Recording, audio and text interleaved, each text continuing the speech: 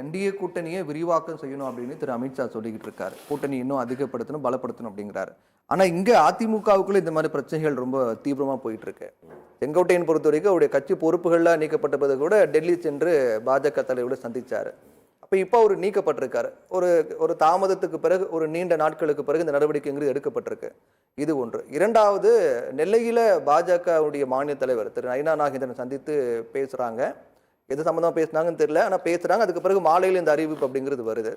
அப்போ டெல்லியுடைய சப்போர்ட் திரு செங்கோட்டையனுக்கு இல்லையா? இதுல பாஜகவுடைய ரோல் ஏதாவது நம்ம குறித்து பார்க்க முடியுமா?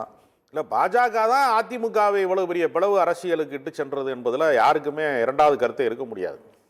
ஏன்னா அவர்கள் அவங்க கூட்டணியில் இருக்காங்க. பிளவுபட்டா அது இங்க என்டிஏ கூட்டணிக்கு அது பலவீனம் தானே? இல்ல, எப்பொழுதுமே பாஜக எந்த கூட்டணிக்கு போனாலும் அந்த கூட்டணியை பலவீனப்படுத்தி தாங்கள் முதன்மை இடத்துக்கு வரக்கூடிய ஒரு வாய்ப்பை வட மாநிலங்களிலே பல கட்சிகளுக்கு அவர்கள் செய்திருக்கிறார்கள். தமிழ்நாட்டில் அதான் நடக்கிறது. எல்லாருமே பாஜகவை பின்பற்றியதனுடைய விளைவுதான் இது. பாஜக புகுந்ததுனாலதான் அதிமுகவுக்கு இவ்வளவு பெரிய பின்னடைவு, இவ்வளவு பெரிய பிளவு அரசியல். செங்கோட்டையன் நீக்கப்பட்டது பின்னணியில பாஜக இருக்காங்கன்றீங்களா? இல்ல, பாஜக எல்லாரையுமே நீனும் தலைவர் தான் அங்கீகரிக்கக்கூடிய ஒரு இடம் இருக்கு இல்லையா? அதாவது மறைமுகமாக அவர்களை சப்போர்ட் பண்ணக்கூடிய ஒரு இடம் இருக்கு இல்லையா?